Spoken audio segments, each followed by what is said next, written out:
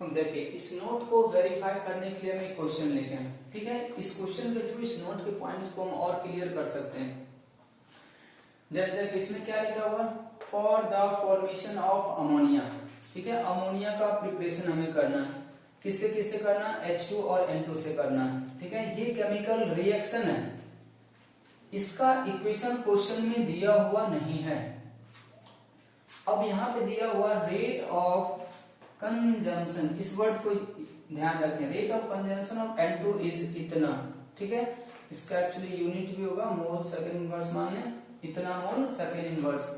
Then determine ROR and minus DH2 बटा DT, ठीक है।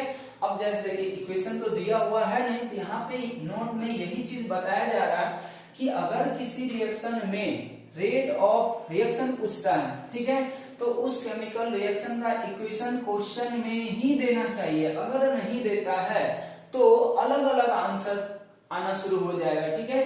तो हम यहाँ पे इसको वेरीफाई करते हैं। जैसे देखिए हम पहला रिएक्शन लिखते हैं, ज्यादातर लोग इसी तरीके से लिखते हैं, N2 प्लस H2, ये बना दिया NH3, ठीक है। ये तो केमिकल इक्वेशन हो गया। अगर इसको बैलेंस करें तो यहाँ पे हम 2 लगा सकते हैं, ठीक, और यहाँ पे 3 लगा सकते हैं, ये रिएक्शन बैलेंस हो गया। अब सोचें अगर कोई इसी रिएक्शन को ऐसे लिखता, कहेगा नहीं हम तो नाइट्रोजन और हाइड्रोजन से ही बना रहे हैं H2, कोई इसी क्वेश्चन को ऐसे भी लिख देगा। अब किसी को बैलेंस करने में वो कहेगा क्या कि हम तो यहाँ पे 1/2 से बैलेंस कर रहे हैं, यहाँ पे 3/2 से बैलेंस कर रहे हैं, और यहाँ पे ऐसा रह गया। अब बताइए सवाल चेंज हो जाएगा क्या, रिएक्शन को अलग तरीके से बैलेंस करने, सवाल चेंज तो नहीं हुआ ना, ठीक है। सवाल तो वही है। तो अगर क्वेश्चन सेम है, डाटा सब सेम है, तो दोनों ही का आंसर क्या आना चाहिए, सेम आना चाहिए। लेकिन हम यहाँ पे देखते हैं क्या सेम आ पाता है या नहीं आ पाता। आप सोचें आपको क्या पूछा गया, ROR पूछा गया, क्या पूछा गया, माइनस DH2 बटा DT। दिया हुआ क्या है, देखिए यहाँ पे डायरेक्ट दिया हुआ है, ठीक है। Rate of consumption of N2 direct दिया हुआ है, ठीक है। पिछले सवाल में डायरेक्ट नहीं था, वहां पे 2 अलग अलग टाइम वाला डाटा दिया हुआ था, जबकि यहाँ पे डायरेक्ट दिया हुआ। तो हम पहले ये लिख लेते हैं, गिवन हमारे पास दिया हुआ, क्या दिया हुआ, माइनस ऑफ N2 बटा DT। हम ये सिंबल कहां से लिख लें, इस वर्ड को यूज किया, rate of consumption of N2 का मतलब इतना होता है, बराबर कितना, 1.5 गुना 10 के पावर -3 m सेकेंड इनवर्स, ठीक है। अब बताएं कि अगर कभी भी ऐसा डाटा दिया हुआ रहे और रेट ऑफ रिएक्शन पूछे तो क्या हम वापस फिर से उसका एक्सप्रेशन यूज नहीं कर सकते क्या। तो अगर इस दिए गए इक्वेशन के लिए ROR लिखें तो हमें क्या लिखना चाहिए था, हमें लिखना चाहिए था 1, ठीक है, उल्टा तो 1 ही रहेगा, 1 into minus DN2 divided by DT। फिर करना होगा बराबर, ये कितना करना होगा, 1/3 माइनस ऑफ DH2 बटा DT, 1/3 माइनस ऑफ DH2 बटा DT, और बराबर फिर से हम क्या कर सकते हैं, 1/2 प्लस का DNH3 बटा DT। हम यहाँ पे उसको नहीं कर रहे हैं, कारण क्या है कि उसका वैल्यू हमें निकालना है नहीं, ठीक है। हमें दिया हुआ है इसका वैल्यू निकालना, ये है और ये है, इसलिए हम इसी दोनों को लिख रहे हैं सिर्फ, ठीक है। कोई लिखना चाहे तो लिख सकता है, बट हम नहीं लिख रहे हैं वहां पे। अब यहाँ पे देखें ROR, तो ROR बराबर कोई क्या लिख सकता है, 1 इंटू माइनस ऑफ DN2 बटा DT, ठीक है। अब बताएं कि 1 गुना माइनस ऑफ DN2 बटा DT का वैल्यू दिया हुआ है या नहीं दिया हुआ, तो हम पहले लिख लिया, गिवन में ये वैल्यू दिया हुआ कितना, 1.5 गुना 10 के पावर -3 m सेकेंड इनवर्स। तो ROR इस रिएक्शन से आपके कितना गया। अगर कोई स्टूडेंट इसी क्वेश्चन को सॉल्व करता है इस तरह से बैलेंस करके, तो उसका आंसर इतना आएगा, ठीक है। अब हम आते हैं इस साइड, अगर हम यहाँ पे देखें तो यहाँ पे क्या होगा, सिमिलरली यहाँ भी तो गिवन डाटा वही है, ठीक है। तो अगर हम इस केमिकल इक्वेशन के लिए ROR का एक्सप्रेशन बनाएं तो ये कितना आ जाएगा, 1/2 है यहाँ पे, तो 1/2 का उल्टा करना होगा। 1/2 का उल्टा कितना हो जाएगा 2, रिएक्टेंट में है तो minus of dN2 divided by dt, फिर बराबर करना होगा 3/2 है तो इसका उल्टा हो जाएगा 2/3 इंटू माइनस ऑफ dH2 बटा dt। कोई यहाँ भी अमोनिया के लिए लिख सकता है, बट चूंकि उसका पूछा नहीं है इसलिए हम उसको इक्वेट नहीं कर रहे हैं। अब बताएं, यहाँ भी हम लोग निकाल सकते हैं, ROR निकालना है और dH2 बटा dt निकालना, दिया हुआ क्या माइनस dN2 बटा dt, देयरफॉर ROR बराबर कितना आ रहा है 2 गुना माइनस ऑफ dN2 बटा dt। अब ROR बराबर कितना आ गया 2 गुना dNT बाई dt कितना है 1.5 गुना 10 पे पावर -3, ये आ गया 3 गुना 10 पे पावर -3 m सेकेंड इनवर्स। अब देख लें आप, सेम क्वेश्चन सेम डाटा, लेकिन आंसर दोनों केस में क्या आ रहा अलग अलग आ रहा है। ठीक है, इसलिए इसको ध्यान रखना है कि अगर कभी केमिकल काइनेटिक्स का सवाल आता है, उसमें रेट ऑफ रिएक्शन पूछता है, तो हमारे पास क्वेश्चन के अंदर इक्वेशन दिया हुआ रहता, ऑलरेडी लिखा हुआ रहता। अगर कभी नहीं लिखा हुआ है तो वहां पे एक से ज्यादा आंसर का पॉसिबिलिटी बन जाएगा। ठीक है, ये बात अब सबको समझ में आ रहा होगा। इसीलिए यहाँ पे लिखा हुआ कि stoichiometric coefficient must be required, मतलब बैलेंस्ड केमिकल रिएक्शन का जरूरत पड़ेगा रेट ऑफ रिएक्शन निकालने के लिए, वरना आंसर अलग अलग आएंगे। अब हम इसको डील करते हैं कि किसी भी रिएक्टेंट और प्रोडक्ट का रिएक्शन के ऊपर, ये कोएफिशिएंट के ऊपर डिपेंड नहीं करता। मतलब ये हुआ कि अगर हम इस इक्वेशन से dH2 बाय dt का वैल्यू निकालें और इस इक्वेशन से निकालें तो दोनों सेम आ जाना चाहिए था, तभी तो हम ऐसा लिख सकते हैं कि डिपेंड नहीं करता। अगर अलग अलग आता तब तो फिर ये भी डिपेंड करेगा। तो अब सोचें कि ऑल्सो अगर हम यहाँ से माइनस ऑफ dH2 बटा dt निकालते हैं दिए गए इक्वेशन से तो कितना होगा। अब सोचे माइनस d, यहाँ से देखें माइनस dH2 बटा dt है, इसको हम यहाँ पे घेर रहे हैं, ये हमारा जनरल एक्सप्रेशन बना हुआ है, इसी से हम लोग सारा सोल्व कर रहे हैं। अब बताएं कि अगर माइनस dH2 बटा dt को सोल्व करते हैं तो ये क्या हो सकता है 3 गुना ROR या 3 गुना dN2 बटा dt। तो हम इसको लिख सकते हैं 3 गुना, डायरेक्ट लिख दे रहे हैं ROR का वैल्यू कितना रहा 1.5 गुना 10 पे पावर -3, ये सोल्व करने के बाद कितना रहा 4.5 गुना 10 पे पावर -3 मोल सेकेंड इनवर्स। हम पहले भी बताए हैं, चाहे वो रिएक्शन का रेट का यूनिट हो या किसी भी पार्टिकुलर स्पीसीज के रेट का यूनिट हो, रेट का यूनिट हमेशा ऐसा ही आएगा एक्वस फेज में। अब हम देखें कि इस इक्वेशन से dH2 बाय dt मतलब हाइड्रोजन के घटने का रेट कितना रहा 4.5 गुना 10 पे पावर -3। क्या इस इक्वेशन से भी अगर निकालते हैं तो इतना ही आ रहा है या अलग आ रहा है। तो यहां से अगर हम निकालें कि माइनस dH2 बटा dt बराबर, अब बताएं माइनस dH2 बटा dt का वैल्यू अगर हम यहां से लिखे तो क्या ये आ जाएगा 3/2 गुना ROR। ठीक है, अब बताएं 3/2 गुना इस रिएक्शन का ROR कितना, आपको ये वाला वैल्यू मत यहाँ पे पुट कर दें। ठीक है, क्योंकि ये रिएक्शन अलग है तो यहाँ के लिए ROR ये था इसलिए ये रखें। इस इक्वेशन में ROR का वैल्यू कितना आया है 3 गुना 10 पे पावर -3। ठीक है, तो अगर हम इसको सॉल्व करें तो ये वापस फिर से 4.5 गुना 10 पे पावर -3 मोल सेकेंड इनवर्स ही आएगा माइनस ऑफ dH2 बटा dt। तो इस नोट का पॉइंट सबको समझ में आ गया और ये बहुत इंपॉर्टेंट नोट है, इसको ऑब्जेक्टिव टाइप के सवाल में भी यूज कर सकता है। ठीक है, अब जैसे देखिए इसका सवाल क्या पूछेगा आपको ऑब्जेक्टिव में कैसे पूछ सकता है। जैसे मान लीजिए ऑप्शन में ये रिएक्शन दे देगा आपको, ठीक है, कहेगा क्या कि इस रिएक्शन में हाइड्रोजन के घटने का रेट 2x है या x मान लीजिए। ठीक है, तो कहेगा बताइए कि इस इक्वेशन में हाइड्रोजन के घटने का रेट कितना होगा। तो कोई डाटा ही नहीं समझ आएगा आपको कि कैसे निकालें या फिर एनालाइज इतना करना होगा। लेकिन अगर ये आप नोट याद रखें, ठीक है, तो आप आराम से सवाल को बना सकते हैं कि हम लोग सीधा देखेंगे कि अगर इस इक्वेशन में हाइड्रोजन के या नाइट्रोजन के या NH3 का रेट अगर x रहा होगा, तो अगर रिएक्शन यही है, रिएक्शन यही होने का मतलब कि N2 और H2 को मिलाने से अमोनिया बन रहा है, फिर केमिकल रिएक्शन को हम लोग कैसे भी बैलेंस किए हो, उससे उसके रेट पे कोई फर्क नहीं पड़ेगा। अगर यहाँ x था तो वहां भी x रहा होगा, लेकिन रेट ऑफ रिएक्शन में फर्क पड़ता है। वो फर्क कितना है वो आगे हम लोग ऐसे एनालाइज भी कर सकते हैं, बट आप यहाँ भी देख सकते हैं। ये रेट ऑफ रिएक्शन कितना आया 1.5 आया, ये रेट ऑफ रिएक्शन कितना आ गया 3 आ गया। इसका मतलब ये हम कह सकते हैं कि अगर किसी केमिकल रिएक्शन में हम किसी फैक्टर से मल्टीप्लाई करते हैं, तो रेट ऑफ रिएक्शन उसी रिएक्शन का क्या हो जाएगा, चेंज हो जाएगा।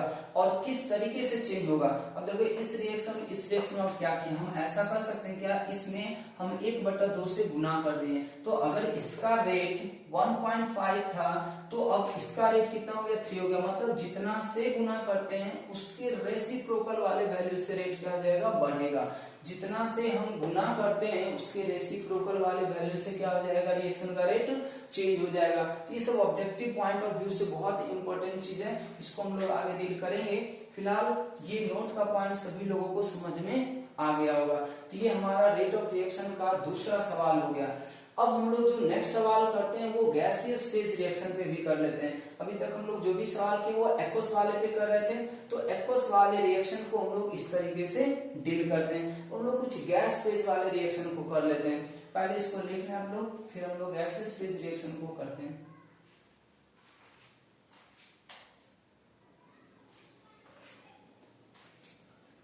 अब देखें, अभी जो हम आपको समझा रहे थे पिछले वाले सवाल से, उस पर एक छोटा सा सवाल बनाए है, बहुत छोटा सवाल, लेकिन इसको आप याद रखने के पॉइंट ऑफ व्यू से ध्यान रखेंगे, इसीलिए हम एक सवाल दिए। जैसे मान लीजिए एक छोटा सवाल ऐसा पूछ सकता है कि अगर A से B वाले रिएक्शन का रेट ऑफ रिएक्शन y मोल पर सेकेंड है, तो बताइए XA चेंज टू XB वाले रिएक्शन का रेट ऑफ रिएक्शन कितना होगा। तो अगर हम उस सवाल के पॉइंट को ध्यान रखें तो उससे हम बहुत तेजी से ये सवाल बना सकते हैं। अब देखो इस रिएक्शन और इस रिएक्शन में क्या फर्क किया गया है, इसमें 1 था, इसमें x और x हो गया, मतलब इस रिएक्शन में हम किससे मल्टीप्लाई कर दिए, x से मल्टीप्लाई कर दिए। तो पीछे वाले सवाल में हम आपको क्या बता रहे थे कि आप अगर किसी भी रिएक्शन को मल्टीप्लाई करते हैं किसी फैक्टर से तो उसका रेट चेंज होगा, और कितना टाइम चेंज होगा, तो जिस फैक्टर से आप मल्टीप्लाई करते हैं उसके रेसिप्रोकल टाइम्स बढ़ जाएगा उसका रेट। तो अब देखिए हम लोग मल्टीप्लाई किए किससे, x से, x का रेसिप्रोकल कितना हो जाएगा 1/x। इसका मतलब इस नया वाला रिएक्शन जिसको हम 2 बोल रहे हैं, नए वाले रिएक्शन का रेट कितना हो गया होगा, तो 1/x टाइम्स हो गया होगा किसका, पुराने वाले का। किसका, पुराने वाले का। तो पुराने वाले का रेट इतना आ गया, इसलिए ये 1/x इंटू y आ जाएगा। ठीक है, तो ये हमारा हो गया, इसको लिख लें। अब हमारा एक गैसियस फेज रिएक्शन है। गैसियस फेज रिएक्शन को हम लोग कैसे डील करते हैं। अब जैसे देखिए यहाँ कह रहा for a gaseous phase reaction 2a gas change to 3b gas, सब रेट ऑफ रिएक्शन से रिलेटेड है। T equals to 27 degree centigrade है। ठीक है, ये इस टेम्परेचर रिएक्शन प्रोसीड कर रहा क्या कि प्रेजेंस ऑफ ए, ये सॉरी यहाँ प्रेजेंस नहीं बल्कि प्रेशर होना चाहिए, pressure of a changes from 2 atm to 1.5 atm in 10 second. जैसे देखिए याद करें पहला सवाल जो था वही यहां भी है, बस फर्क पड़ गया किस चीज का,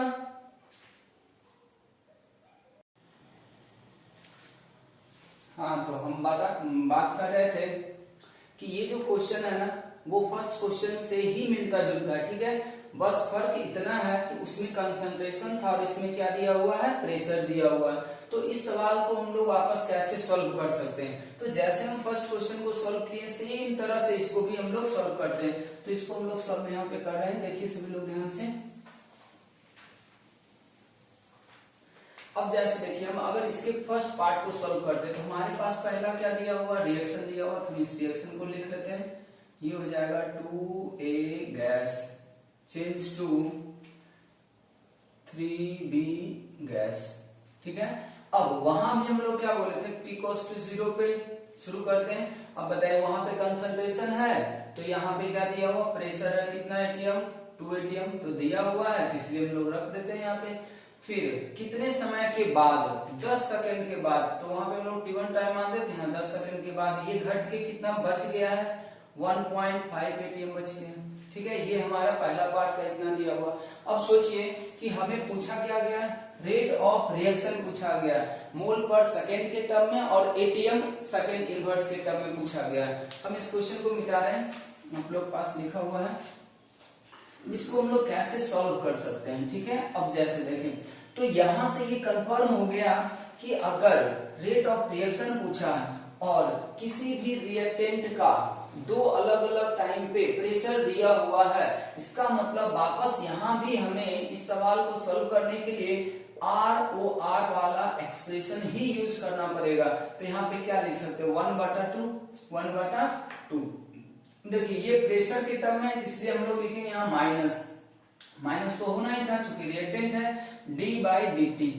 अभी तक हम लोग कंसंट्रेशन लिखते थे, बॉक्स का मतलब कंसंट्रेशन होता है, जहां भी हम लोग ये सिंबल यूज किए हैं इसका मतलब क्या होता है, कंसंट्रेशन। ठीक है, लेकिन यहाँ पे अब हम लोग पार्शियल प्रेशर यूज करते हैं। अब बताएं यहां से 1/2। ठीक है, अब देखिए कि -dPA/dt मतलब रेट ऑफ डिकम्पोजिशन या रेट ऑफ डिसअपीयरेंस ऑफ ए। क्या क्वेश्चन में डायरेक्ट दिया हुआ है या इसको हमें निकालने के लिए डाटा दिया हुआ, तो इसको निकालने के लिए डाटा दिया हुआ, तो डाटा को हम लोग यूज करते हैं। ठीक है, तो डाटा दिया हुआ कितना, 2 ATM और 1.5, तो फाइनल हो गया 1.5 माइनस इनिशियल वैल्यू कितना हो गया 2 डिवाइडेड बाय टाइम कितना लगा है इतना चेंज होने में 10। अब बताइए कितना जाएगा, 1/2 गुना ये घट क्या जाएगा 0.5 माइनस का, माइनस पहले से लगा रखें, क्या ये 0.5/10 हो जाएगा। इतना सबको समझ में आ रहा। अगर हम इसको पूरी तरीके से सॉल्व कर दें तो ये आ रहा है, इसको ऐसे कर देते हैं, ये 5/200। ठीक है, अब यहां से अगर हम लोग सोल्व कर दें तो ये आ जाएगा 1/40। ये कितना आ जाएगा 1/40। अब सोचिए कि रेट ऑफ रिएक्शन आ गया हमारा कितना 1/40, तो हम लोग यहाँ पे लिखते हैं हेंस ROR बराबर 1/40। अब सोचना है कि ये रेट का आंसर तो आ गया, लेकिन आपको अलग अलग यूनिट में पूछा है, तो पहले ये समझ लें कि ये फिलहाल किस यूनिट में आया है। तो चूंकि हम लोग यहाँ पे चेंज इन प्रेशर लिखे थे, तो प्रेशर वाला यूनिट हुआ होगा गैसेस फेज वाला, तो प्रेशर यहाँ ATM था इसलिए ATM लिखेंगे, और टाइम यहाँ सेकेंड है तो सेकेंड इनवर्स होगा। अगर यही प्रेशर जो है बार में दिया हुआ रहता तो यहाँ पे बार सेकेंड इनवर्स होता, तो फिलहाल ATM था इसलिए हम लोग ऐसा लिख दिए। तो एक आंसर तो आ गया। अब सोचें कि इस ATM वाले को हम लोग कैसे चेंज करेंगे मोल वाले में, तो इसके लिए हम एक इक्वेशन जानना चाहेंगे पहले। तो हमारे पास एक आइडियल गैस इक्वेशन था, PV=NR और T। यहाँ आइडियल गैस इक्वेशन हम इसलिए लगा दिए क्योंकि गैस जो होता है वो आइडियल ही मान के हम लोग सारा सवाल को सॉल्व करते हैं। जब तक कि क्वेश्चन में गैस के बारे में लिखा ना जाए या बोला ना जाए या कुछ ऐसा इंफॉर्मेशन नहीं दिया जाए जिससे पता चले वो रियल है, तो इसलिए हम यहाँ पे ये समझ रहे हैं कि ये आइडियल गैस ही होगा, इसलिए हम लोग PV=NRT लगा दिए। तो P यहाँ से बन जाएगा N/V/R/T। देखिए आंसर आ चुका है रेट का, बस अलग अलग यूनिट में बस चेंज करना बाकी रह गया। तो ये आ जाएगा C/R/T, तो ये आ जाएगा।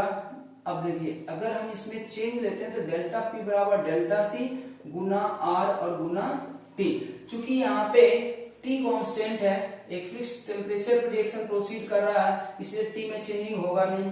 R यूनिवर्सल गैस कांस्टेंट था, इसलिए प्रेशर चेंज हो रहा होगा सिर्फ और सिर्फ किसके कारण, कंसंट्रेशन चेंज होने के कारण। तो अब सोचिए यहाँ से डेल्टा C बराबर क्या हो सकता है, डेल्टा P/RT, डेल्टा P/RT।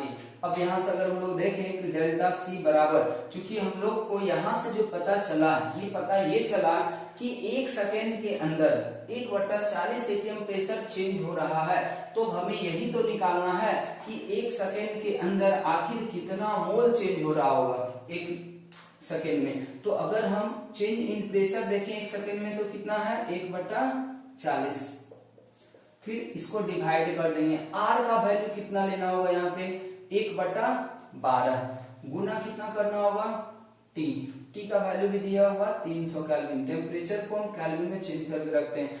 1/12 ही यूज करना है यहाँ पे, एनर्जी वाला वैल्यू यहाँ पे यूज नहीं करना, क्योंकि प्रेशर वॉल्यूम से रिलेटेड जब भी एक्सप्रेशन आए तो उसमें आर का हम लोग यही वैल्यू यूज करेंगे। अब इसको हम सॉल्व करते हैं। अगर इसको सॉल्व करें तो ये आ जाएगा 1/40 गुना 300 डिवाइडेड बाय ये उल्टा, ये आ जाएगा 1/40 गुना 12/300। अगर हम इसको सॉल्व कर दें तो मेरे समझ से ये आ रहा 10⁻³ ठीक है। अब ये आ जाएगा मोल पर लीटर सेकेंड इनवर्स, मोल पर लीटर सेकेंड इनवर्स। अब बताएं डेल्टा सी आ गया इतना, इसका मतलब देयरफॉर ROR का वैल्यू आ जाएगा 10⁻³ मोल पर लीटर सेकेंड इनवर्स। ठीक है, ये आ गया हमारा मोल पर लीटर सेकेंड इनवर्स के अंदर। तो हम समझते हैं इस तरीके का सवाल भी सभी लोगों से हो जाएगा अगर गैसियस रिएक्शन हमारे पास आता है तो। अगर गैसियस रिएक्शन आएगा तो वहां पे कंसंट्रेशन के टर्म में भी आपसे रेट का पूछा जा सकता है वैल्यू, और प्रेशर के टर्म में भी पूछा जा सकता है। तो इतना कर लें, फिर हम लोग इसका सेकेंड पार्ट करते हैं। इसको मिटा लें। चलिए अब हम आते हैं इसके सेकेंड पार्ट पे।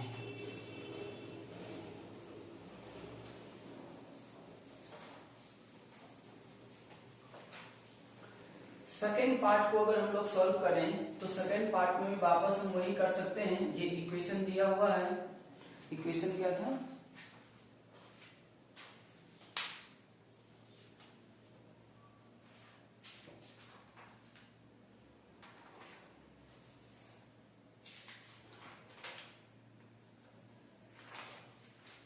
इक्वेशन था हमारा 2A gas change to 3B gas. ठीक है, अब हम लोग यहाँ पे देखते हैं अगर हम इसको डील करें तो ये आ जाएगा T=0 का। ठीक है, तो T=0 पे अभी हमारे पास इसका प्रेशर दिया हुआ था क्वेश्चन में 2 atm।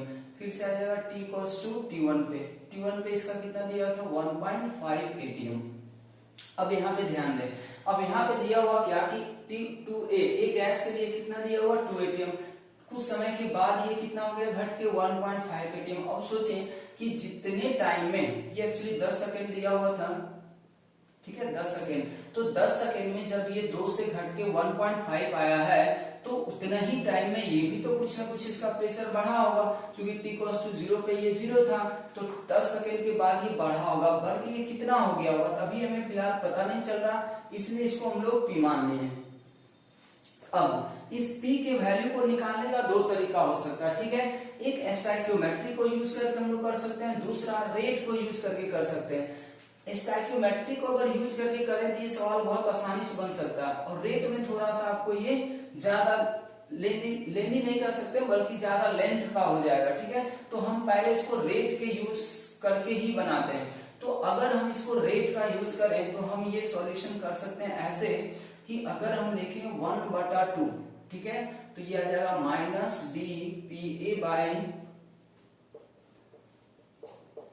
-dPA/dt बराबर हो जाएगा 1/3 प्लस का dPB/dt।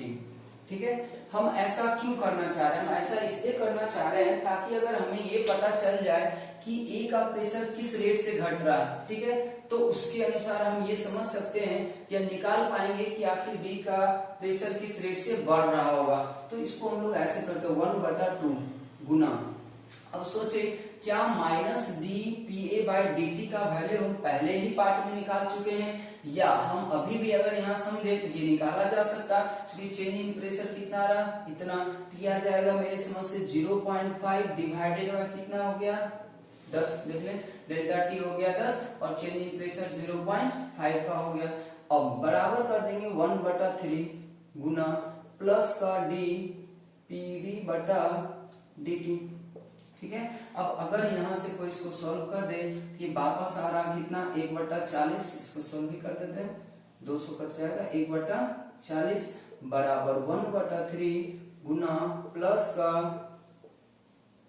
डी पीवी बटा dt, ठीक है।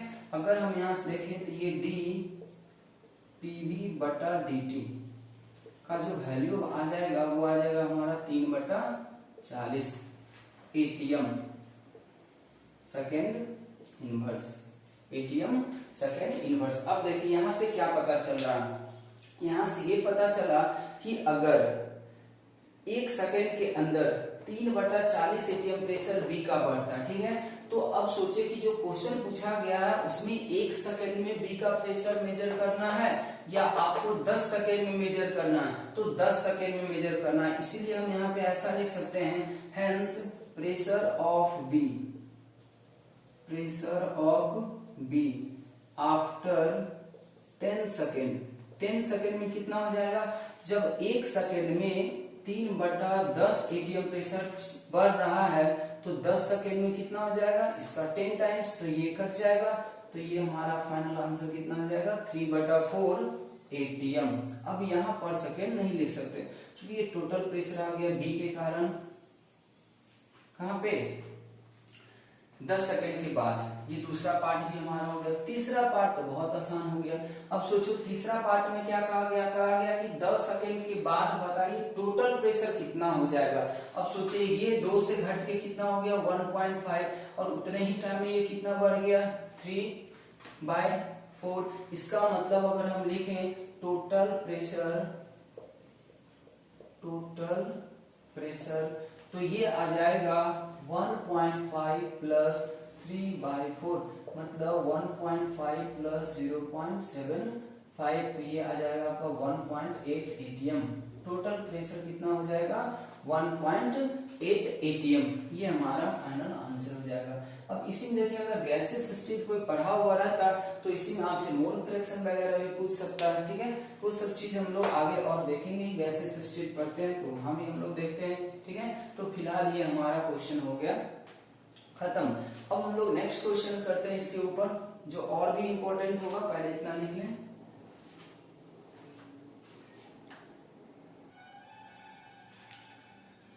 अब देखें हम इसी सवाल के बारे में बोल रहे थे कि अगर इसी क्वेश्चन को सेकंड पार्ट वाले को अगर हम स्टोइकियोमेट्री से सॉल्व करते हैं, ठीक है, तो ये और भी आसान हो जाएगा। स्टोइकियोमेट्री से अगर हम सॉल्व करें तो यहाँ से देखिए क्या हम लोग कर सकते हैं कि ये 10 सेकंड के बाद ए का कितना प्रेशर घटा, ये 2 से कितना हो गया 1.5 हो गया। तो जब 2 से ये 1.5 हो चुका मतलब कितना से घटा 0.5 से घटा। अब रिएक्शन के कोएफिशिएंट पे आ जाइए, जब ये 2 मोल घटेगा तो ये कितना मोल 3 मोल। तो हम लोग सीधा सीधा पी का वैल्यू यहाँ से देखिए शॉर्टकट में ऐसे भी लिख सकते हैं कि जब ये 2 मोल घटेगा तो इसका कितना मोल बढ़ेगा 3 मोल। तो जब ये 1 मोल घटेगा तब इसका कितना हो जाएगा 3/2 मोल। अब सोचिए कि ये कितना घटा 0.5, तो उतने ही टाइम में ये कितना बढ़ जाएगा 3/2 गुना 0.5, दिया जाएगा 1.5 गुना 0.5 और ये आ जाएगा 0.75 एटीएम।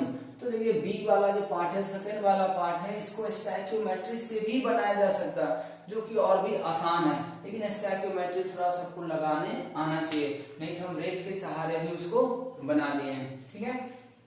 अब इस क्वेश्चन को ध्यान से देखें, बहुत इंपॉर्टेंट है। अगर किसी को थ्योरी याद हो तो वो कर सकते हैं इस सवाल को, 1 मिनट में करें, देखें ट्राई करके, बाकी हम इसको फिर से करेंगे। जब हम रेट का थ्योरी पढ़ रहे थे, ठीक है, तो वहां पे हम एक बात यूज किए थे कि उस एक्सप्रेशन में जितना भी वैल्यू रखना है वो हमेशा मोल पर लीटर में रखना है, ठीक है, और उससे जो आंसर आएगा वो भी मोल पर लीटर में आएगा।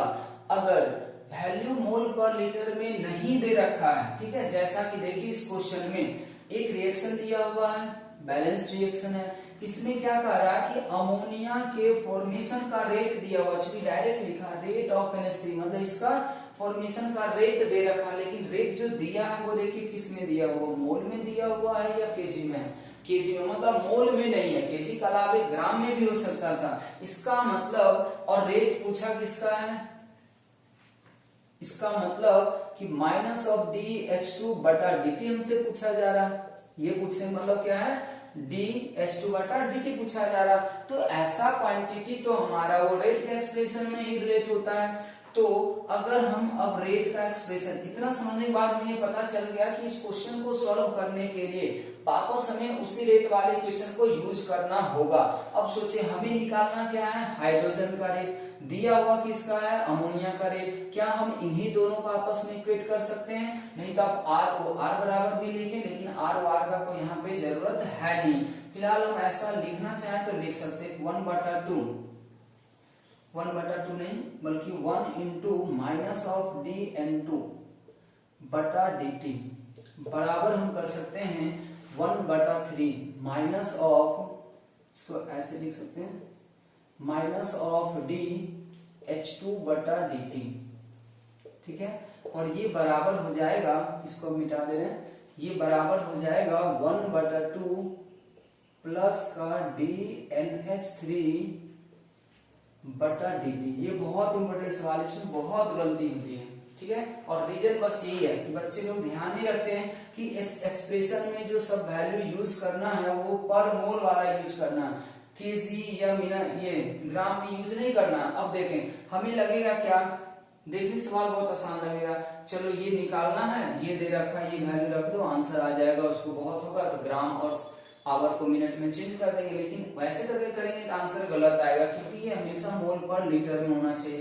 तो अब हम क्या करेंगे, सबसे पहला काम ये हमारा होगा, ये तो हम एक्सप्रेशन लिख लिए ताकि हमें ये पता चला किसी से हमारा सवाल बनेगा, लेकिन हमें दिया हुआ क्या सवाल में वो पहले लिखते हैं, रेट ऑफ फॉर्मेशन ऑफ, मतलब कि DNH3 बाई dt का वैल्यू दिया हुआ है, लेकिन क्या हमें जिस क्वांटिटी, जिस यूनिट में चाहिए, क्या वो दिया हुआ या नहीं दिया हुआ, नहीं दिया हुआ, तो हमें चाहिए मोल में, ये दिया हुआ है केजी में, पहले हम चेंज करते हैं 1.7 केजी को अगर हम मोल में चेंज करें तो पहले केजी से ग्राम में जाना होगा, ठीक है, डिवाइडेड बाय फिर अमोनिया का मॉलिक्यूलर मास यूज करना होगा 70, ठीक है, और एक चीज और देख रहे हैं कि हमारा जो आंसर चाहिए वो मिनट में चाहिए, इसलिए इस आवर को भी हम लोग क्या कर रहे हैं, मिनट में चेंज करते रहे।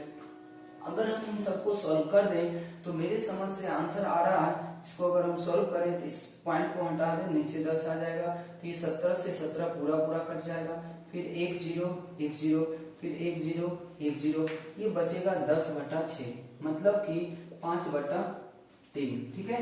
अब ये किस यूनिट में आ गया, अब इसका यूनिट चेंज हो चुका, अब ये आ गया हमारा मोल पर मिनट, ठीक है, मोल पर मिनट आ चुका, ठीक है, या आप मोल पर लीटर पर मिनट भी लिख सकते हैं, क्योंकि हम लोग कंटेनर का वॉल्यूम तो उतना ही लिए होंगे, वॉल्यूम से कोई मतलब है नहीं यहाँ पे, मोल पर लीटर पर मिनट, मान लेते हैं कि 1 लीटर का कंटेनर है, इतना आ गया। अब हम लोग इस वैल्यू को जब इन दोनों इक्वेशन को रिलेट करेंगे तब आएगा, तो अब करेंगे नाउ, अब हम लोग इन दोनों को इक्वेट कर सकते हैं, जब तक चेंज नहीं होगा क्वांटिटी मोल में तब तक दूसरे को रिलेट नहीं करना है। अगर हम लोग डायरेक्ट रिलेट कर देते हैं मास वाले यूनिट से तो वो आंसर गलत हो जाएगा, ये आ जाएगा DNH3 बटा dt, ठीक है। अब देखिए यहाँ से हमें ये चाहिए था, तो देयरफॉर माइनस ऑफ DH2 बटा dt बराबर ये आ जाएगा हमारा 3/2 गुना, अब आ रहा है DNH3, तो DNH3 का वैल्यू कितना गया 5/3, तो ये 3 से 3 कट जाएगा, ये आ जाएगा 5/2, लेकिन ये आंसर अभी किस में आ रहा होगा, मोल पर लीटर पर मिनट, मोल पर लीटर पर मिनट। अब सोचे कि आंसर तो हमारा आ गया रेट DH2 का आ गया, हाइड्रोजन का रेट तो आ गया घटने का, लेकिन हमें जिस यूनिट में पूछा गया क्या उस यूनिट में भी आ पाया क्या? नहीं, क्योंकि हमें पूछा गया है ग्राम में और हमारा भी आया है मोल में, इसीलिए इस मोल को वापस हम किसमें चेंज कर देंगे? ग्राम में। देयरफॉर हम अगर लिखें कि -DH2/dt, ठीक है, तो हमें करना होगा 5/2 मोल है, 5/2 मोल को अगर हम हाइड्रोजन के मॉलिक्यूलर मास से गुना कर दें तो ये ग्राम आ जाएगा, तो ये आ जाएगा 5 ग्राम पर मिनट, 5 ग्राम पर मिनट। अब मोल वॉल्यूम यूज नहीं भी करना चाहें तो नहीं कर सकते, क्योंकि कंटेनर का जो भी वॉल्यूम रहा वो फिक्स ही रहा होगा, इसलिए हम लोग पर लीटर यहाँ पे ले सकते हैं। नहीं भी लेना होगा तो आप नहीं भी ले सकते, ग्राम पर मिनट हो जाएगा, ठीक है, हमारा फाइनल आंसर हो जाएगा। ठीक है, ये बहुत ही इंपॉर्टेंट है। इस तरीके के सवाल को बनाने के लिए हम थ्योरी पढ़ाते समय भी आपको हिंट कर चुके थे कि ऐसा जब भी सवाल आए तो इसके ऊपर हम लोग इस तरीके से कर सकते हैं। तो हम लोग अलग अलग तरह का सवाल देख रहे हैं कि रेट ऑफ रिएक्शन से रिलेटेड कितने टाइप के सवाल हो सकते हैं, तो ये भी एक इंपॉर्टेंट टाइप का सवाल होता है। इसके रिलेटेड में एक और सवाल होते हैं, वो भी हम लोग कर लेते हैं। पहले आप लोग इसको ध्यान से लिख लें।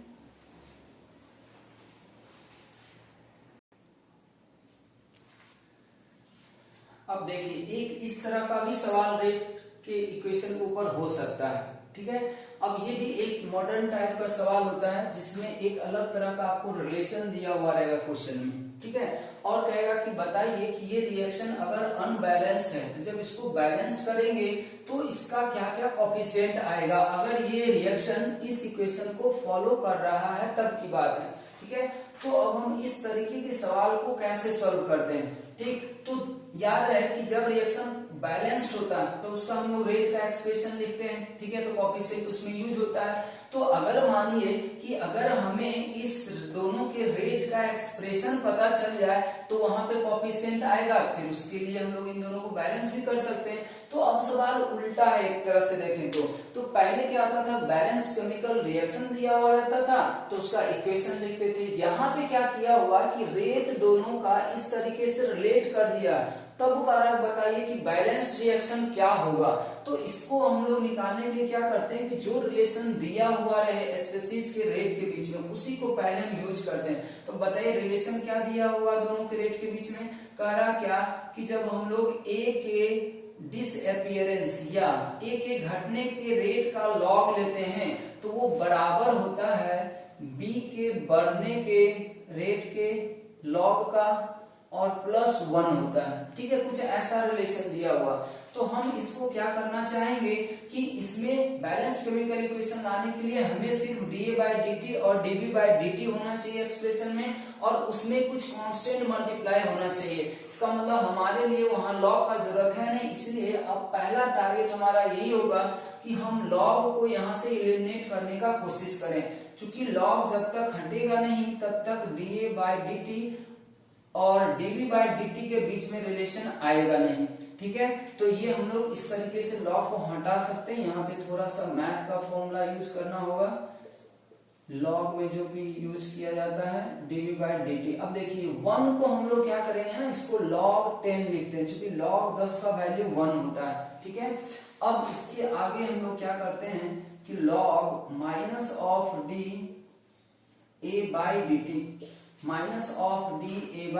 -dA/dt बराबर हो जाएगा log प्लस ऑफ, इसको हम लोग अब फॉर्मूला से लगा देते हैं। देखिए log A और log B बराबर होता है log A into B, log A into B, log A into B, कुछ इस तरीके का फॉर्मूला होता है। अब देखिए दोनों साइड से log हट जाएगा। अगर log हट गया तो हम लोग सीधा लिख सकते हैं dA/dt बराबर हो जाएगा 10 गुना dB/dt प्लस का देख लें। अब इसको अगर हम यहाँ पे रख दें कि आ जाएगा 1/10 गुना -dA/dt बराबर हो जाएगा प्लस का dB/dt। अब देखिए यहां से कि अगर किसी इक्वेशन के लिए एक्चुअली देखिए डायरेक्ट अगर ये देता तब हम तुरंत मोल निकाल लेते, लेकिन इसी को वो क्या किया ना, लॉग ऑपरेटर को लगा के एक नए तरह का इक्वेशन में चेंज कर दिया। तो कोई भी इक्वेशन दिया हुआ रहे, किसी भी तरह का ऑपरेटर इन सब टर्म में लगा हुआ रहे, तो पहला टारगेट हमारा होगा इस तरह के सवाल को बनाने के लिए कि उस ऑपरेटर को हटाया जाए। ठीक है, ऑपरेटर को हटा के पहले सिंपल डीए बाय डीटी और डीबी बाय डीटी के बीच में रिलेशन लाना। ठीक है, उसके बाद हम लोग कंसेप्ट यूज करेंगे कि अगर किसी भी केमिकल रिएक्शन के लिए ऐसा इक्वेशन दिया गया हो, ठीक है, तो इसके बगल में जो कॉफिशिएंट होता है उसका अगर हम रेसिप्रोकल कर दें तो उस सब्सटेंस का कॉफिशिएंट मिल जाएगा। देखिए यहाँ पे क्या 1/10, तो इसका उल्टा करेंगे तो आएगा 10, 10 इसका मतलब इसका कॉफिशिएंट रहा होगा। यहाँ पे 1 है तो 1 का उल्टा तो 1 ही होगा, इसलिए इसका कॉफिशिएंट रहा होगा। इसका मतलब ये हुआ कि हमें बैलेंस रिएक्शन पता चल गया। हेंस बैलेंस्ड reaction is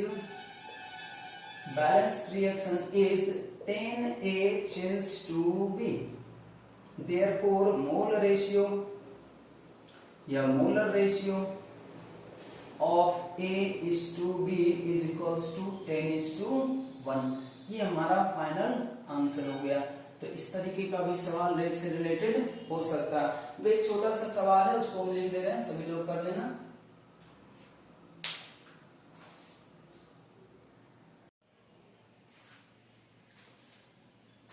इस सवाल को सभी लोग नोट कर लें, ये बहुत ही सिंपल सवाल है, सभी लोग से हो जाएगा।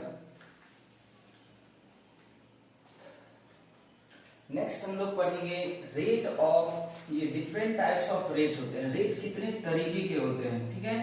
तो रेट को हम लोग मेनली 3 तरीके से डिवाइड कर सकते हैं। एक्चुअली 2 ही तरीका होता है, एक तो एवरेज रेट हम लोग बोलते हैं और दूसरा जो है इंस्टेंटेनियस रेट। इंस्टेंटेनियस रेट का ही एक स्पेशल टाइप हम कह सकते हैं इनिशियल रेट है। तो हम लोग अब नेक्स्ट टॉपिक देंगे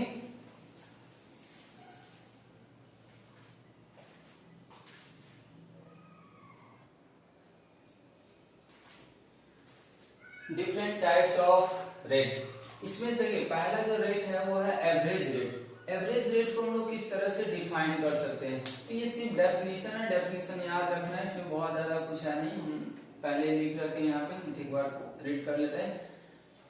एवरेज रेट को हम लोग इस तरह से डिफाइन करते हैं कि rate measured over a finite interval of time. ये ध्यान रखना हमेशा, इंटरवल ऑफ टाइम मतलब 2 टाइम के बीच का जब हम लोग डाटा कंसीडर करके रेट निकालते हैं तब वो क्या कहलाएगा, हमारा एवरेज रेट कहलाता है। तो ये तो इसका डेफिनेशन हो गया कि rate measured over a finite interval of time, मतलब 2 फिक्स टाइम इंटरवल के बीच में जब हम लोग रेट कैलकुलेट करते हैं तब वो कहलाएगा रिएक्शन का एवरेज रेट। अब इसको हम लोग निकालते कैसे हैं, तो इसके लिए हम लोग आगे लिखे हैं कि it is obtained by knowing the concentration. ये ध्यान रहे हमेशा, knowing the concentration और pressure of substance। substance का मतलब या तो reactant होगा या तो product होगा, तो हम शॉर्ट में उसको लिखें R for reactant and P for product at 2 different times। ऐसे ये चीज हम बहुत पहले से भी करते आ रहे हैं कि जब भी 2 अलग अलग टाइम पे कंसंट्रेशन दिया हुआ रहे तो changing concentration divided by time interval, तो ये आ जाएगा एवरेज रेट। अब देखिए यहाँ पे हम प्लस माइनस दोनों लगा रखे हैं, वो इसलिए क्योंकि एवरेज रेट अभी हम पार्टिकुलरली ये फिक्स नहीं कर रहे हैं कि ये जो एवरेज रेट निकाल रहे हैं वो रिएक्टेंट के लिए निकाल रहे हैं या प्रोडक्ट के लिए निकाल रहे हैं। इसी कारण से एवरेज रेट के लिए हम प्लस माइनस दोनों का साइन यूज कर रहे हैं। अगर रिएक्टेंट के लिए निकालना होगा तो सिर्फ माइनस साइन उस समय यूज कर लेंगे, अगर प्रोडक्ट के लिए निकालना होगा तो प्लस साइन यूज कर लेंगे। सिमिलरली अगर गैस फेज का रिएक्शन हुआ तो यहाँ पे हम लोग प्रेशर यूज कर लेंगे। अगर इसी को एक्सटेंड करके लिखें तो ऐसे भी लिखा जा सकता है डेल्टा सी, मतलब चेंजिंग कंसंट्रेशन का मतलब होगा फाइनल कंसंट्रेशन, इनिशियल कंसंट्रेशन, फिर final time, initial time. Similarly फिर प्रेशर के टर्म में भी देखें तो final pressure, initial pressure, final time, initial time. अब इससे रिलेटेड हम एक सवाल दे रखे हैं, या तो देखिए 2 तरह का सवाल दे, दोनों एक ही सवाल है लेकिन इसको देने का तरीका अलग अलग होता है। या तो ये ग्राफिकल फॉर्म में डाटा दिया जाता है या ये टेबुलर फॉर्म में डाटा दिया जाएगा। हम दोनों लिख रखे, एनसीईआरटी में ज्यादातर टेबल के फॉर्म में डाटा दिया हुआ रहता है, तो दोनों का ही क्वेश्चन एक ही है, दोनों क्वेश्चन एक ही एक्चुअली, हम बस अलग अलग तरीके से रिप्रेजेंट कर रखे हैं। अब मान लीजिए कभी ये ऐसा ग्राफ दे देगा, कहेगा बताइए कि एवरेज रेट क्या होगा, ऐसा टेबल दे देगा, कहेगा बताइए एवरेज रेट क्या होगा। दोनों सवाल एक ही है, हम इसके थ्रू निकालते हैं, इसको मिटा दे रहे हैं, आप लोग लिख लीजिए इसको। सवाल बनाने का तरीका दोनों एक ही है, बस हम रिप्रेजेंट करने का तरीका अलग अलग था, इसलिए हम पहले लिखे थे। अब जैसे देखिए, अगर हम इसको सॉल्व करें, अगर इसको सॉल्व किया जाए एवरेज रेट निकालना, तब हमें ये यहाँ लिखा हुआ है नहीं एक्चुअली कि ये रिएक्टेंट का या प्रोडक्ट का है, तो हमें कैसे पता चलेगा? तो हम ग्राफ को देख के बता सकते हैं कि ये ग्राफ जो है वो रिएक्टेंट के लिए खींचा गया होगा या प्रोडक्ट के लिए खींचा गया होगा। और उसका देखिए यहाँ से पता चलेगा, ये t=0 होता है, ये टाइम एक्सिस है और ये कंसंट्रेशन एक्सिस। अब सोचिए कि जब हमारा टाइम 0 था, ठीक है, तो 0 से हम लोग इधर जाएंगे बढ़ेंगे, तो टाइम हम लोग बढ़ा के कितना कर दिए 10 सेकेंड। 10 सेकेंड पे कंसंट्रेशन कितना था 50।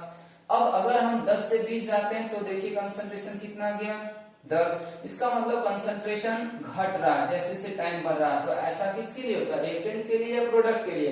तो अब ये से रिएक्टेंट के लिए होता है। इसीलिए अगर हम इसका एवरेज रेट निकालें AR, तो अब हमें क्या करना चाहिए था? यहाँ से प्लस और माइनस वाले साइन में से माइनस साइन लेना चाहिए, प्लस साइन लेना चाहिए। तो अभी से माइनस साइन लेंगे तो माइनस लगा दिए।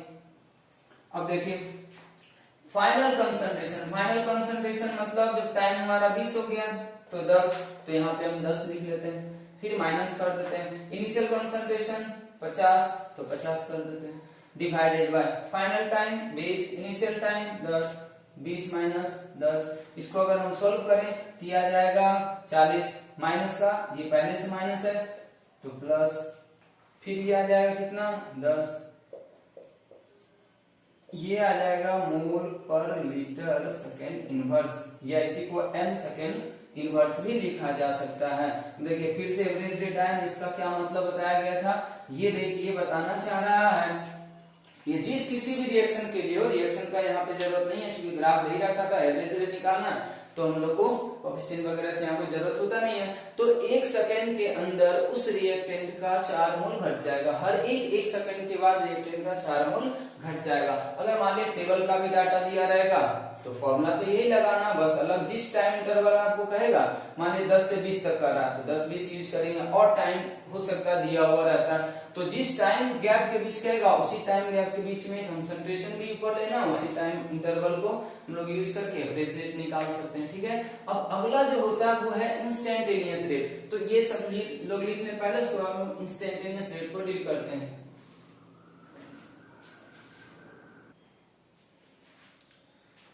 देखें ये इंस्टेंटेनियस रेट है। इंस्टेंटेनियस रेट को हम लोग कैसे डिफाइन करते हैं? तो इसमें हम लोग क्या लिख रखे हैं? Rate measured eight a particular, वहां पे देखिए इंटरवल था, यहाँ पे क्या पार्टिकुलर इंस्टेंट, मतलब किसी एक टाइम पे। जैसे हम लोग क्या करते हैं ना कि एवरेज का मतलब हुआ कि 10 से 20 सेकंड के बीच में बताइए क्या हुआ, एक हुआ कि नहीं ना, तो हमें 10 से 20 पे नहीं पूछना, हमें पूछना है 11 सेकंड में बताइए क्या हुआ, 10 सेकंड में बताइए क्या हुआ, 15 सेकंड में बताइए क्या हुआ। तो जब हम किसी एक टाइम पे फोकस कर जाते हैं ना, तब उसको हम लोग बोलते हैं इंस्टेंटेनियस। इसीलिए यहाँ पे लिखा हुआ है पार्टिकुलर इंस्टेंट। ठीक है, एक फिक्स टाइम पे होगा, इंटरवल नहीं बनाना, बहुत छोटा टाइम लेना है, मतलब इंटरवल होना ही नहीं है उसमें। And it is obtained, it should गया, and it is obtained by drawing the tangent at that time in which the given graph। अब बात आता है पहले इसका डेफिनेशन जो कि समझ में आ चुका होगा कि किसी फिक्स टाइम पे निकालना है, तो आखिर इसको हम ऑब्टेन कैसे करते थे? एवरेज रेट निकालना बहुत आसान था कि हम लोग दो टाइम इंटरवल पे दो डाटा दिया रहेगा, डिफरेंस ले लेंगे, डिवाइड कर देंगे, आ जाएगा। लेकिन जब हम लोग को इंस्टेंटेनियस रेट निकालना होगा तब इसमें हम लोग कैसे करते हैं? तो इसके लिए हमें क्या करना होगा कि एक टेंजेंट ड्रॉ करना पड़ता है। हम एक सवाल के थ्रू इसको समझने की कोशिश करते हैं। क्वेश्चन यहाँ पे देखिए लिखा हुआ है, यहाँ पर नोट का एक पॉइंट लिखेंगे, और ऐसे भी समझ सकते हैं मैथ के फॉर्म में कि अगर ये कंसंट्रेशन वर्सेस टाइम का ग्राफ दिया हुआ है तो इस कर्व पे ठीक है। इस कर्व पे हमें क्या करना है, एक टेंजेंट ड्रॉ करना है, लेकिन हम किस टाइम पे टेंजेंट ड्रॉ करेंगे, किस पॉइंट पे ड्रॉ करेंगे टेंजेंट, तो हम यहाँ भी खींच सकते थे, यहाँ का भी हो सकता है, यहाँ भी टेंजेंट खींचा जा सकता है, यहाँ भी एक टेंजेंट हो सकता है। तो टेंजेंट उस टाइम पे खींचना जिस टाइम पे हमें इंस्टेंटेनियस रेट निकालना है। तो हम सवाल में देखो पहले से खींच रखे हैं, क्योंकि हमारा जो क्वेश्चन है वो यहाँ से लिखा हुआ है। क्वेश्चन थोड़ा ध्यान से देख लें, calculate instantaneous rate at 20 second. क्या बोला गया, 20 सेकेंड। इसका मतलब कि जो ग्राफ दिया रहेगा, क्वेश्चन में ग्राफ दिया हुआ रहता है, हमें जिस टाइम पे पूछा जाएगा उस टाइम पे क्या करना है, टेंजेंट ड्रॉ कर देना। तो अब जैसे देखिए यहाँ पे क्या लिखा हुआ था, 20 सेकेंड, तो हम 20 सेकेंड पे गए और वहां से क्या करेंगे, ऊपर ग्राफ पे एक पॉइंट मार्क करेंगे, ग्राफ पे क्या कर दिए, एक पॉइंट मार्क कर दिए। फिर से हम क्या करेंगे, इस पॉइंट पे एक टेंजेंट खींचेंगे। टेंजेंट का मतलब क्या होता है, स्ट्रेट लाइन खींचेंगे और देखेंगे कि स्ट्रेट लाइन कहाँ कहाँ कट कर रहा है। तो इसमें देखिए होगा क्या कि एक्चुअली क्वेश्चन में खींचा हुआ भी रह सकता है, या आपको ऐसा लगेगा कि हम जब टेंजेंट खींचेंगे वो इस पॉइंट पे मैच करेगा, इसीलिए हम यहाँ पे फिक्स पॉइंट पे मैच इसको करा रखे। नहीं कोई क्या करेगा, थोड़ा सा इधर कर देगा, थोड़ा सा इधर कर देगा, तो वैल्यू चेंज हो जाएगा। तो वो उस तरीके का सवाल होगा जिससे आपको आइडिया आ जाएगा कि इस पॉइंट पे यहाँ पे कट करेगा। तो यहाँ भी दिया हुआ, यहाँ भी दिया हुआ। अब सोचिए क्या हम इस स्ट्रेट लाइन का अगर हम स्लोप निकाल दें तो क्या हमारा 20 सेकेंड में इंस्टेंटेनियस रेट पता चल जाएगा। तो हम लोग इंस्टेंटेनियस रेट बराबर स्लोप का मतलब y2 माइनस y1 बटा x2 माइनस x1 भी कर सकते हैं, या यहाँ पे लोग सीधा y बाई x कर सकते हैं। तो y एक्सिस पे जो वैल्यू है वो है 6 और x एक्सिस का जो वैल्यू है वो कितना है, 40। तो यही हमारा इंस्टेंटेनियस रेट हो जाएगा कितने सेकंड पे। बहुत लोग ऐसे लिखते हैं, इंस्टेंटेनियस रेट लिख दिया जाएगा और t इक्वल्स टू 20 सेकंड ऐसे मेंशन कर दिया जाता है, तो ये इंस्टेंटेनियस रेट हो जाएगा। अब इसको सॉल्व भी कर सकते हैं, तो ये 3 और ये तो 3 बटा 20, या इसको अगर हम लोग सॉल्व करें तो 1.5 डिवाइडेड बाय 10 मतलब 0.15 मोल पर सेकंड, ये हमारा इंस्टेंटेनियस रेट होगी। ठीक है। अब अगला आएगा, इसी का एक टाइप है, स्पेशल टाइप है, उसको हम लोग बोलते हैं इनिशियल रेट। इनिशियल रेट का मतलब क्या होता है कि हम लोग इनिशियल वर्ड का यूज करते हैं जब हम कोई चीज t इक्वल्स टू 0 पे करते हैं, तो उसको ये इनिशियल बोलते हैं। उसी तरीके से अगर इंस्टेंटेनियस रेट को अगर हम t इक्वल्स टू 0 पे मेजर करें, तब उसी समय का जो इंस्टेंटेनियस रेट आएगा उसको हम लोग इनिशियल रेट भी बोल सकते हैं। तो हमारा जो तीसरा होगा वो इनिशियल रेट ही होगा। सो इसलिए पहले इसको नोट कर लें सभी लोग, फिर हम लोग उसको करते हैं।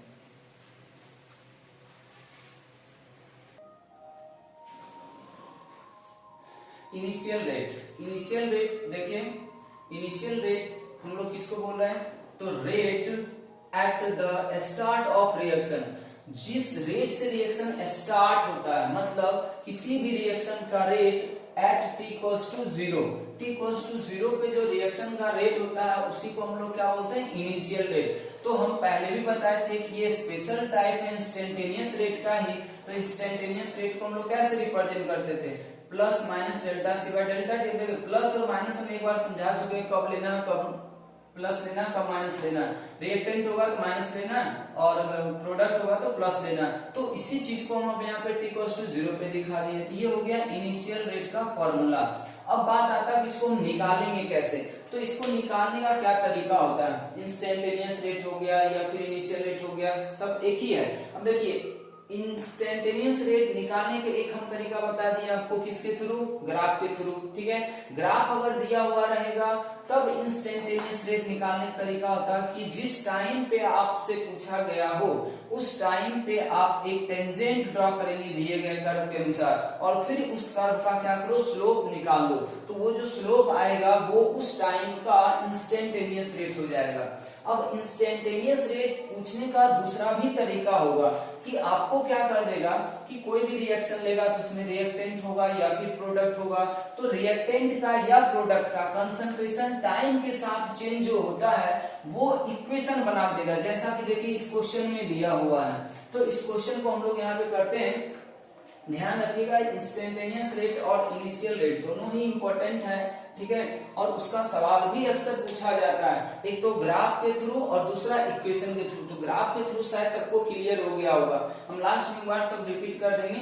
फिलहाल अभी हम लोग इस क्वेश्चन को अगर सॉल्व करें तो यहाँ पे देखिए क्या कर रहा है, कंसंट्रेशन ऑफ रिएक्टेंट, रिएक्टेंट का कंसंट्रेशन दिया हुआ, किसी भी केमिकल रिएक्शन का डिक्रीज हो रहा है टाइम के साथ। किस इक्वेशन को फॉलो कर रहा है, इस इक्वेशन को फॉलो कर रहा है। तब कह रहा कि बताइए इनिशियल रेट। अब जैसे जब भी इनिशियल रेट लिख दिया इसका मतलब समझ जाना हमें कि किस समय का रिएक्शन पूछ रहा है, t = 0 पे पूछ रहा है। Rate at t = 2 second. ऐसा इक्वेशन आप फिजिक्स में भी पढ़ते हैं, जैसे डिस्टेंस ये डिस्प्लेसमेंट दिया रहता है टाइम के साथ वेरिएशन, आपको वेलोसिटी पूछा जाता है, इंस्टेंटेनियस वेलोसिटी कितने इतने टाइम में बताइए। तो पहला काम क्या करते हैं हम लोग कि दिए गए इक्वेशन को डिफरेंशिएट करते हैं। क्यों करते हैं, क्योंकि जब डिस्प्लेसमेंट दिया हुआ रहता है तो v बराबर होता है dx/dt, rate of change of displacement with respect to time को वेलोसिटी बोलते हैं। तो उसी तरीके से जब किसी का कंसंट्रेशन का इक्वेशन दिया हुआ रहे और हमको उसका रेट पूछे तो रेट क्या होता है, रेट का मतलब ही क्या बताया गया आपको, रेट का मतलब बताया गया चेंज इन कंसंट्रेशन, तो dc/dt, ठीक है। तो इसका मतलब ये हुआ कि हम कंसंट्रेशन का जो इक्वेशन है उसको टाइम के साथ क्या करेंगे, पहले डिफरेंशिएट कर लेंगे, उसके बाद जिस जिस टाइम पे पूछा जा रहा है वो टाइम रख सॉल्व कर देंगे। तो इसीलिए हम पहले क्या कर रहे हैं, R = dc/dt का वैल्यू निकालेंगे। अब बताइए कि R = dc/dt का कितना वैल्यू हो सकता है। तो क्या हम इसको ऐसे सॉल्व कर सकते हैं, R बराबर d/dt, इसको हमें डिफरेंशिएट करना होगा c को। तो c बराबर कितना दिया हुआ, 5 + 30t - 5t²। ये बहुत इंपॉर्टेंट सवाल है, इसको ध्यान से देख ले सभी लोग। इस तरह के सवाल अभी तक नहीं पूछे गए हैं, आगे पूछे जा सकते हैं इक्वेशन के थ्रू, ठीक है। तो ये ऐसा आ गया। अब देखिए यहाँ पे R = ठीक है, इसको डिफरेंशिएट करें तो कांस्टेंट का डिफरेंशिएशन कितना हो गया, 0 हो गया। 30t का डिफरेंशिएशन कितना हो जाएगा, 30 माइनस 5t² में 5 तो बाहर आ जाएगा, t² का डिफरेंशिएशन कितना हो जाएगा, 2 × t, डिफरेंशिएशन सबको आता होगा। तो ये आ रहा 30 माइनस 5 दूनी 10t, ठीक है। ये R बराबर इतना आ गया। ये हमारा रेट आया है, लेकिन रेट किस टाइम पे निकालना है, तब जिस टाइम पे आपसे पूछा जा रहा है उस टाइम पे हम सॉल्व करते हैं। देयरफॉर इनिशियल रेट करने का क्या मतलब है, t = 0 पे बताना। देयरफॉर R0 = कितना हो जाएगा हमारा, 30 माइनस 10 × 0, ये आ जाएगा हमारा कितना, 30 m सेकेंड इनवर्स, ठीक है। हम दूसरा यहाँ लिख रहे हैं, सभी लोग ध्यान से देख लें। उसके बाद हम लोग का निकालना रेट एट t = 2 सेकेंड। तो t = 2 सेकेंड पे अगर रेट निकाले तो R बराबर कितना हो जाएगा, तो 30 माइनस 10 × 2, यह आ जाएगा 30 माइनस 20, यह आ जाएगा 10 m सेकेंड इनवर्स। तो ये हमारा 2 सेकेंड का रेट हो गया, ठीक है। तो ये रेट 3 तरीके का होता है, मेरे पास समराइज कर दे रहे हैं। फाइनली रेट 3 तरीके का था, एवरेज रेट, इंस्टेंटेनियस रेट और इनिशियल रेट। एवरेज रेट निकालने का तरीका क्या होता है, 2 टाइम इंटरवल आपको दिया हुआ रहेगा, 2 टाइम इंटरवल पे दोनों का कंसंट्रेशन दिया रहेगा, डिफरेंस ले लें, डिवाइड कर दें, आ जाएगा इनिशियल रेट और इंस्टेंटेनियस रेट। एक्चुअली दोनों है एक ही, बस टाइम का फर्क होता है। तो हम लोग कॉमन जो डिफाइन करते हैं इंस्टेंटेनियस रेट है। तो इंस्टेंटेनियस रेट निकालने का 2 तरीके हैं, एक तो ग्राफ दिया हुआ रहेगा, तो जब ग्राफ दिया हुआ रहे और फिर इंस्टेंटेनियस रेट पूछे तब आप देखो कि किस टाइम पे इंस्टेंटेनियस रेट पूछा गया। जिस टाइम पे इंस्टेंटेनियस रेट आपसे पूछा गया उसी टाइम पे आप क्या करें, उस कर्व पे एक पॉइंट ड्रॉ करें और उस पॉइंट पे फिर से क्या करना है, टेंजेंट खींचना, और उस टेंजेंट का आपको क्या कर देना, स्लोप निकाल देना। तो आपको उस पर्टिकुलर टाइम पे इंस्टेंटेनियस रेट आ जाएगा। दूसरा कि इंस्टेंटेनियस रेट निकालने के एक ये भी तरीका हो सकता है कि आपके क्वेश्चन में ग्राफ ना देके इक्वेशन दे दे रिएक्टेंट का या प्रोडक्ट का, कि टाइम के साथ इस इक्वेशन को फॉलो कर रहा है, तब हम लोग क्या करेंगे कि दिए गए इक्वेशन को पहले टाइम के साथ डिफरेंशिएट करना, फर्स्ट डिफरेंशिएशन करना, उसके बाद डिफरेंशिएशन करने के बाद का जो इक्वेशन आएगा, ठीक है, डिफरेंशिएशन करने के बाद का जो इक्वेशन आएगा उसी में हम लोग टाइम को अलग अलग वैल्यू पुट कर देंगे। अगर इनिशियल रेट पूछा है तो इसका मतलब है टाइम आपको देगा नहीं, वो आपको समझ लेना है कि इनिशियल रेट का मतलब ही होता है t=0। बाकी अगर अदर कोई टाइम पे पूछा है तो वो आपसे क्या करेगा, टाइम मेंशन करेगा। तो ये हमारा पूरा का पूरा आज रेट ऑफ रिएक्शन से रिलेटेड जो भी सवाल थे वो हम लोग कर चुके हैं। सवाल बहुत सारे होते हैं, मेन कंसेप्ट होता है, कंसेप्ट को समझ लें। सवाल इसके ऊपर आपको जितना मिलेगा उसको आप बना के देखें, सारा सवाल मेरे समझ से बन जाना चाहिए। अगर कहीं दिक्कत होता है तो आप कमेंट बॉक्स में मेंशन भी कर सकते हैं, उसको आगे देख भी सकते हैं। तो हम लोग रेट ऑफ रिएक्शन को खत्म कर चुके हैं। अब नेक्स्ट वीडियो जो बनाएंगे वो हमारा होगा इसके फैक्टर के ऊपर कि रेट को अफेक्ट करने वाले कौन कौन से फैक्टर हैं। तो आज के लिए हम लोग इतना ही करते हैं।